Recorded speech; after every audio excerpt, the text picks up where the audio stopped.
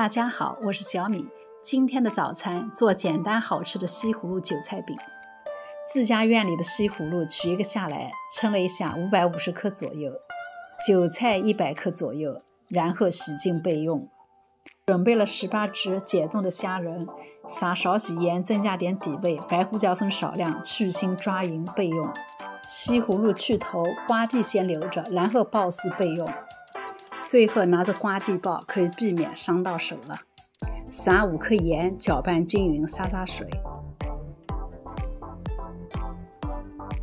韭菜切碎备用。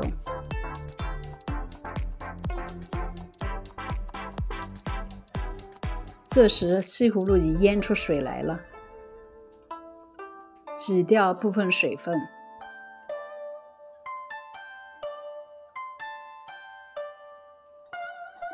将切碎的韭菜与西葫芦丝放一起，搅拌一下，再加一个鸡蛋进去搅一下。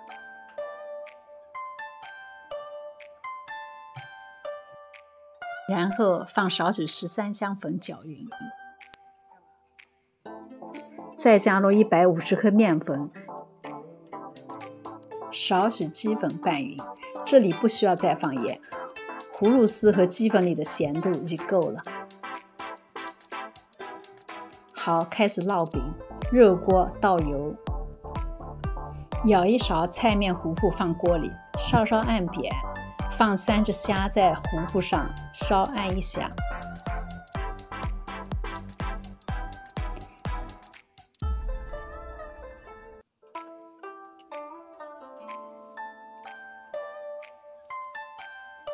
煎制过程中翻2到3次面，直至两面金黄即可。今天的料一共做了6个饼，外焦脆内香软的西葫芦韭菜饼，您喜欢吗？好了，喜欢我视频的就请关注和转发吧，谢谢您的支持。